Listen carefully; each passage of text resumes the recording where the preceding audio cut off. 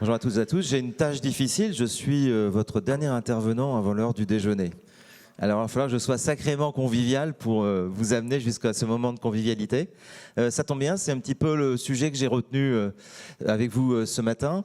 Je pense qu'on est dans un monde qui change énormément et on l'a vu dans les présentations précédentes, sur lequel finalement les villes, les territoires doivent se préoccuper de plus en plus finalement de ces publics et de l'usage et des usages qu'ils font de la ville. Et ça concerne beaucoup les espaces privés, on l'a vu précédemment.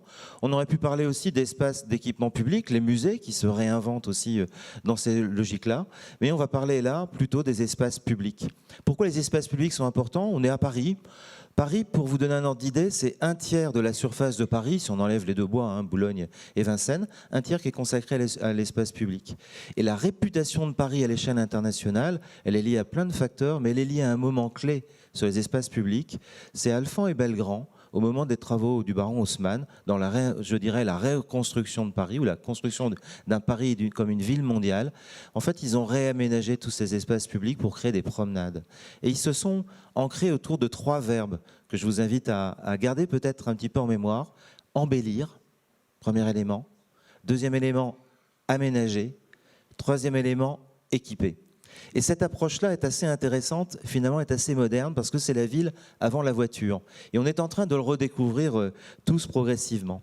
Alors, ça, c'est un petit peu la ville dans laquelle on hérite par moment, parce qu'on a toujours de belles photos hein, dans les présentations, mais l'expérience de nos habitants, l'expérience des visiteurs touristiques, c'est quelquefois des espaces comme ça, plutôt fonctionnels dans certains cas, quelquefois pas toujours très bien entretenus. Et puis si vous regardez, il ne faut pas que je me trompe sur le pointeur, hein, bon, on va dire qu'il est là, non, voilà. Si vous regardez ici, vous voyez une personne à mobilité réduite et puis son accompagnatrice. Et en fait, ils essayent de rejoindre la partie basse où c'est un bord de canal et en fait, ils n'y arrivent pas. Ils n'arrivent pas parce qu'on ne les a pas guidés. Et donc, l'accompagnatrice, elle cherche quelqu'un du regard pour l'accompagner et accompagner son compagnon à trouver le bon chemin pour rejoindre là où ils veulent aller. Et ça, c'est la ville qui a été construite quelquefois un peu de manière fonctionnelle. La ville qui est là, c'est aussi, on le connaît en France tout particulièrement, c'est nos toilettes publiques inexistantes quand on se compare aux villes notamment internationales. Or, c'est un élément important de la convivialité des espaces publics. Et quand on a la chance d'en trouver, quelquefois, il n'est même pas opérant. Désolé, mesdames, j'ai pris évidemment ce que je pratique et pas d'autres. La ville, donc, quand on la regarde sur les réseaux sociaux, puisqu'on parle beaucoup de digital depuis tout à l'heure, il faut regarder aussi ce qui se passe sur le digital et comment on parle de nos territoires. Alors, il y a quelquefois des graphistes un peu géniaux, ils disent « sortez-moi de là », c'est le nom de leur ville, ville pourrie. Et puis, beaucoup de commentaires. Alors, TripAdvisor, c'est dans le tourisme, mais ville idéale, etc. Donc des gens qui parlent de vos quotidiens, de là où vous êtes en responsabilité, où vous opérez en tant qu'opérateur privé. Bon, j'ai pris une citation au hasard, pas vraiment top comme endroit, le bord de mer est à fuir, car sale, une mini-décharge, rien n'est entretenu et les détritus jonchent le sol. Dommage, ancienne cité balnéaire qui a mal vieilli. Voilà. Et bon, on en a beaucoup des témoignages comme ça, et quelquefois des témoignages même beaucoup plus rudes. Et en fait, finalement, ce n'est pas un phénomène nouveau. La personne qui est là, vous le connaissez peut-être, c'est William White, qui travaille beaucoup avec Jane Jacob qui sont 2 Américains. Et lui, en fait, ce n'est pas un urbaniste avant tout, c'était d'abord un sociologue et un journaliste. Il est venu à l'urbanisme et il est très connu pour ça. C'est quelqu'un qui s'est dit, mais pourquoi? Alors, quand on pense au centre-ville américaine, on comprend pourquoi il se posait cette question-là. Mais pourquoi il y a des lieux qui finalement sont plus conviviaux de d'autres. Et donc il se plaçait en hauteur, un peu en position d'ethnologue, prenait des photos, filmait et regardait les usages. Et sur cette base-là, il comparait les villes les unes aux autres en disant « les endroits, ça marche mieux que d'autres ». Et aux États-Unis, ça donnait lieu à un mouvement que vous connaissez beaucoup, peut-être en tout cas, qui s'appelle le placemaking, qui est l'art de construire, reconstruire les places. Et son modèle de référence, ces modèles de référence, ce sont deux pays européens, l'Italie et la France, ou la France et l'Italie, et notamment les places, comment elles ont été construites par le passé, comment elles sont créatrices de convivialité. Et donc aujourd'hui, quand on s'intéresse à finalement à se dire mais il faut changer tout ça, qu'est-ce qu'on fait? On peut aussi regarder comment les gens pratiquent nos différentes villes. Alors le lieu classique, hein, c'est le marché. Vous êtes dans une ville là de Bretagne. Et puis on essaye d'introduire de plus en plus des guides. Alors je préférais ce guide-là plutôt qu'un guide classique. Pourquoi ce guide-là? Parce qu'on va le retrouver ici avec finalement, on sent qu'on est dans un milieu plutôt professionnel Et en fin de compte, on voit bien que notre visiteur, il est ravi finalement d'avoir cette interaction avec le guide. Il veut même partager ce moment-là.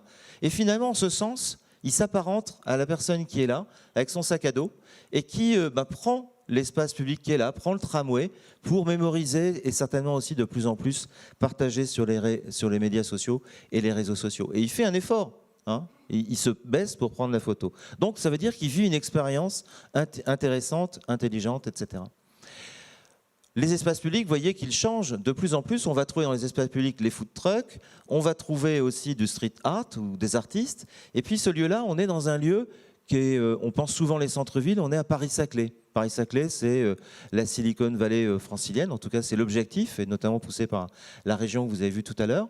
Et là, en fait, vous aviez des chercheurs internationaux et qui étaient venus là pour observer les campus. Qu'est-ce que c'est que ce campus qu'on construit? Et en fin de compte, on s'est installé avec eux là parce que finalement, il y avait l'école centrale Supélec à côté, il y avait un espace public en construction, mais finalement, il y avait des chaises, il y avait des food trucks, il y avait des choses pas très compliquées, mais qui créaient de la convivialité. Et eux, ils étaient contents d'être là et ils voulaient qu'on prenne des photos, etc., pour le moment qu'ils vivaient. Et c'est ça qui est intéressant, c'est qu'ils avaient trouvé un espace dont l'usage correspondait à leurs aspirations, leurs appétences. Et puis là, vous êtes au Salon du Bourget avec un constructeur de briques en plastique bien connu qui fabrique un avion que vous connaissez aussi par Star Wars, un X-Wing. Et ce qui est intéressant, c'est que les gens font la queue qui était là, que je n'ai pas photographié, mais dans lequel ils font beaucoup de queue pour vivre l'expérience, bien sûr, de l'objet, du totem, mais aussi ils partagent entre eux.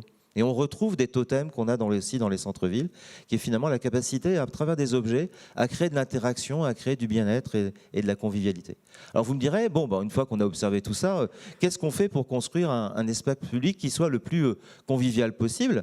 Alors il y a deux méthodes peut-être à éviter. La méthode qui est un peu la forme de l'immeuble, le top-down. Vous savez, j'ai réfléchi et puis finalement j'ai imaginé pour vous la ville avec vos usages. Ça, c'est des choses qu'on a fait par le passé et qui aujourd'hui ne correspondent plus à notre société. On voit bien, depuis tout à l'heure, les intervenantes se succèdent pour dire attention, il faut co-designer avec les uns les autres, il faut les écouter, etc. Et les élus en première ligne le sont évidemment encore plus. Donc, il faut évidemment avoir des objets par moment, mais il faut de plus en plus réfléchir avec ces personnes, d'ailleurs peu nombreuses, qui sont celles et ceux qui utilisent les espaces publics. Le deuxième sujet, c'est un peu là le loto, c'est sûr, j'ai tout compris, il faut mettre des objets, il faut mettre des personnes.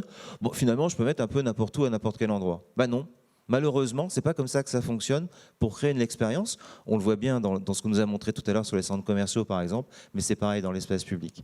Alors on me dirait, mais finalement, qu'est-ce qu'on peut faire?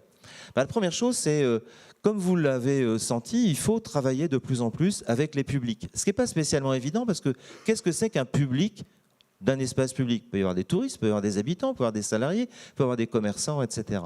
Donc on va travailler avec eux, je dirais par groupe, mais également il y a des conflits d'usage. Donc on va essayer de croiser ces individus et puis voir un petit peu ce qu'ils veulent. Là on était à Perpignan dans un travail collectif entre Agence Urba et la collectivité.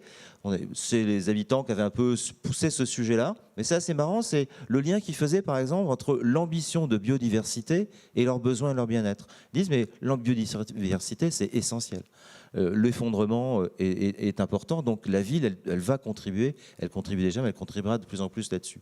Mais du coup, ils disent, mais nous, ça peut aussi nous bénéficier, l'arbre et l'ombre. Évidemment, on est à Perpignan, donc c'est des éléments importants. Donc on marie, entre guillemets, du mieux-être, avec une volonté de mieux-être, avec des éléments de bien-être. Bref, les publics, on va travailler avec eux sur 3 dimensions.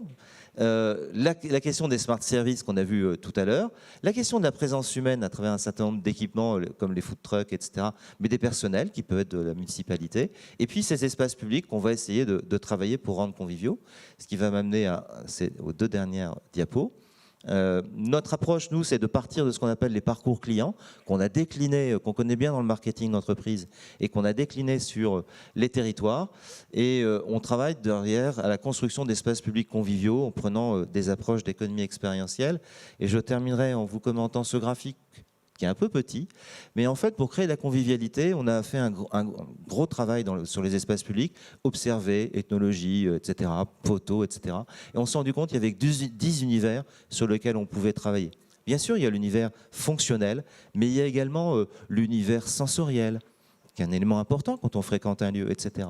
Et donc, d'une certaine manière, on travaille sur une grammaire qui est en open source, vous pouvez la trouver sur notre site, qui permet d'une certaine manière de comprendre comment on peut activer de la convivialité dans les espaces publics.